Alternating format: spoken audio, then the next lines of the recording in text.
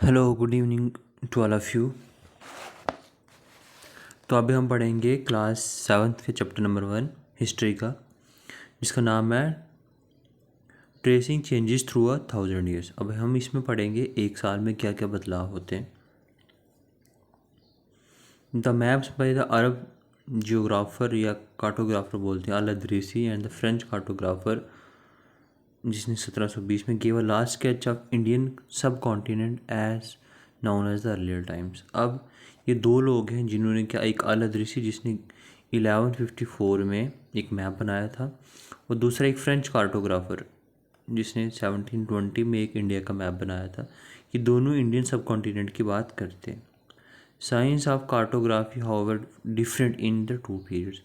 अब इन दोनों में कार्टोग्राफी का जो हमें दोनों को देखने से पता चलता है कि जब 1154 का टाइम था तब कार्टोग्राफी अलग तरह से हुई थी, और जो फ्रेंच कार्टोग्राफर ने 1720 में किया वो अलग तरह के। तो इससे हमें पता चलता है कि कुछ कुछ बहुत सा चेंज हो रहा था पीरियड्स में। न्यू एंड ओल्ड टर्मोलॉजीज, अब कौन कौन सी टर्म्स जो बदल गई थी। Historical records in exist in variety of language, अब हमें हिस्टोरिकल रिकॉर्ड जो है वो अलग अलग तरह की लैंग्वेजेस में मिलता है। जैसे the term Hindustan was coined by Minhaj Siraj अक्रोंचल who wrote in Persian for area around Punjab Haryana and lands between Ganga and Yamuna. अब हमें एक बात पता चलती है कि जो हिंदुस्तान है उसको मिनाल सिराज ने यूज़ किया था इस टर्म को पंजाब और हरियाणा और ऐसा वाला एरिया जो गंगा और यमुना के बीच में पड़ता है, इस सब एरिया के लिए उसने पर्शियन में यूज़ किया था टर्म हिंदुस्तान को। जो ज़मीन इस एरिया में पड़ती थी उसको क्या बोला उसने, हिंदुस्तान। उसके बाद बात आती है बाबर की। Babur used Hindustan to describe the subcontinent along with its flora and fauna. ठीक है जी। उसके बाद बात करते हैं हम लोग, तीसरी चीज़ बात कर रहे हैं हम लोग 14 सेंचुरी पोइट। अब 14वीं सदी के एक पोइट थे जिसका नाम था अमीर खुसरो, उसने भी वर्ड हिंद यूज़ किया था। इन Hindi the term pardesi was use to describe an alien, in Persian it was called an ajnabi. Hindi में परदेसी, एक परदेसी नाम का वर्ड यूज़ होता था। हिंदी में उसको किसके लिए बोलते थे, एक एलियन के लिए, और पर्शियन में उसको अजनबी के लिए यूज़ किया जाता था। हिस्टोरियन एंड देयर सोर्सेज, अब हिस्टोरियन और उनके क्या क्या सोर्सेज हुआ करते थे। The information about the medieval period is divide the two sources. अब हमें मेडिवल पीरियड के बारे में दो तरह के सोर्सेज से पता चलता है, एक आर्कोलॉजिकल सोर्सेज, दूसरा literary sources. Archaeological sources available to us include जैसे मानूमेंट्स हो गए, टेम्पल्स हो गए, कॉइन्स हो गए, टॉम्स हो गए, ऑर्नामेंट और पेंटिंग्स, ये सब आर्कोलॉजिकल सोर्सेज हैं। दूसरी बात, since the paper become available in good, अब क्या बोल रहा है कि जब से पेपर हमें मिलना शुरू हो गया था, हमें अलॉट ऑफ अकाउंट्स मिलते in the form of chronicles autobiographies farmans and accounts of foreign traveller. तो हमें ये अकाउंट्स मिलना शुरू हो जाते हैं जिसको हम लिटरेरी सोर्सेज बोलते हैं। अगली चीज़ हम समझे कि new social and political groups. अब इस टाइम पीरियड में कुछ सोशल और पॉलिटिकल ग्रुप्स भी बन गए थे। द स्टडी ऑफ 1000 ईयर्स, यानी 700 से लेके 1750, ये एक 1000 ईयर्स का जो गैप है, इसमें is a huge challenge to historical largely because the large scale and variety development. इसको लिखना एक बड़ा चैलेंज था क्योंकि बहुत सारी डेवलपमेंट हुई थी इस टाइम पीरियड के बीच में। It was a period of great mobility. One such group of people was Rajputra. अब क्या बोल रहा है कि इसी पीरियड में कौन कौन लोग थे, जैसे राजपुत्र यानी राजपूत जिनको बोलते हैं हम लोग। अदर ग्रुप्स वारियर्स के कुछ अलग ग्रुप भी थे जैसे मराठा, सिख्स, जाट, अहोम्स और खयात्स। ये सब लोग इसी टाइम पीरियड में डेवलप हुए।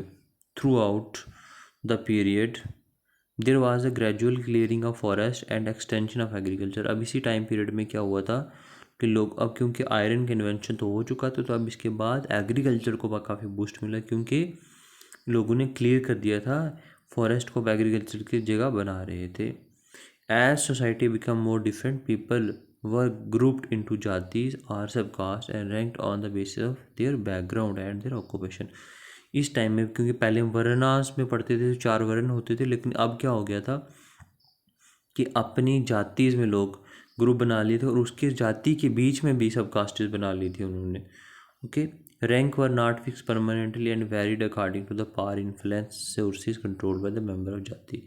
अब मेंबर जो थे जाति के, उनका क्या था, उन जाति के बीच में भी लोगों ने अपने अपने रैंक बना लिए हुए थे, तो हर एक की पावर सेम नहीं हुआ करती थी। अब बात करते हैं हम रीजन और एम्पायर की। जैसे लार्ज स्टेट लाइक जैसे चोलास हो गए, तुगलक्स और मुगल्स, ये इनके पास काफ़ी बड़ा बड़ा रीजन हुआ करता था। A Sanskrit prashasti that praises Delhi sultan Balban tells us that, अब उससे हमें पता चलता है कि उसके पास बहुत बड़ा अम्पायर था। किसकी बात कर रहे हैं? बलबन की। कहाँ कहाँ से लेकर के? सुल्तान गयासुद्दीन बलबन जिनका नाम था, बंगाल ईस्ट से लेके Ghazni in Afghanistan in the west and included the south India. Okay, तो इतना बड़ा अम्पायर उनका हुआ करता था। अब बात कर रहे हैं कि अब उस टाइम पे ना बहुत से कन्फ्लिक्ट भी होते थे स्टेट्स के आपस में। वैन द मुगल अम्पायर, अब बात करें जब मुगल अम्पायर ख़त्म होने पे था 18th सेंचुरी में, तो इसकी वजह से क्या हो गया कि वापस से छोटी छोटी नई स्टेट्स बनना शुरू हो गई। क्योंकि जब ये बड़े स्टेट्स आ गए थे तो इन लोगों ने क्या किया था, छोटे स्टेट्स को मर्ज करके एक बड़ा सा अम्पायर बना लिया था। लेकिन जब मुगल अम्पायर ख़त्म होने लगा तो क्या हुआ कि फिर से छोटी छोटी नई स्टेट्स बनने लग गई। अब हम थोड़े रिलीजन्स की बात कर लेते हैं। Religion was often closely associated with the social and economic organization of local communities।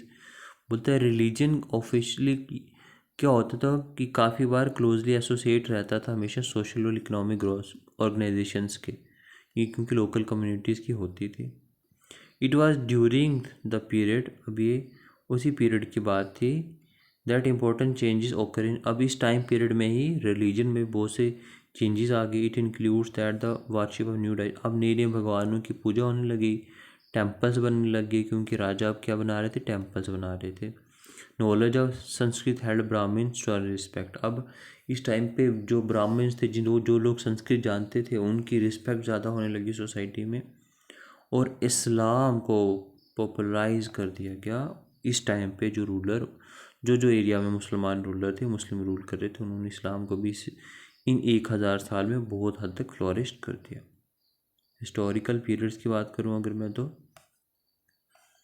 The British historians divided the history of India into 3 periods. अब ब्रिटिश हिस्टोरियंस ने इसको 3 हिस्सों में डिवाइड किया, Hindu, Muslim and British. Most historians look to economic and social factors to characterize the major elements of a different moment of the past। तो कुछ historians ने economy के बेसिस पे इंडियन हिस्ट्री को डिवाइड करने की कोशिश की, हिस्ट्री को डिवाइड करने की कोशिश की है। लेकिन जो ब्रिटिश हिस्टोरियन थे उन्होंने क्या किया कि एंशियंट इंडिया को हिंदूज़ का टाइम बोला, मेडिवल को मुस्लिम का और मॉडर्न को ब्रिटिश का। The life of hunter gather, early farmer and early empire was called early societies. तो वो हंटर गैदर्स की ज़िंदगी या अर्ली फार्मर्स की या अर्ली एम्पायर्स की, इनको सबको क्या बोलते हैं, अर्ली सोसाइटीज़।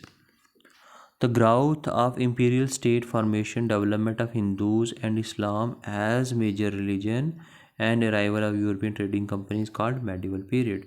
तो मेडिवल पीरियड किसको बोलते हैं? जब डेवलपमेंट हुआ था हिंदुज़म और इस्लाम का, नए नए रिलीजन बन गए और यूरोपियंस इंडिया में आ गए, तो उस पीरियड को स्पेशली बोलते हैं medieval period. The last era is called modernity, तो लास्ट ईरा को बोलते हैं modernity. A sense of material progress, जिसमें इंटेलेक्चुअल डेवलपमेंट हुई और साइंस एंड टेक्नोलॉजी बहुत बढ़ गया, तो उसको बोला जाता है मॉडर्न पीरियड। ठीक है, तो ये चैप्टर हमारा यहीं पे फिनिश होता है, क्लास 7th का चैप्टर नंबर 1।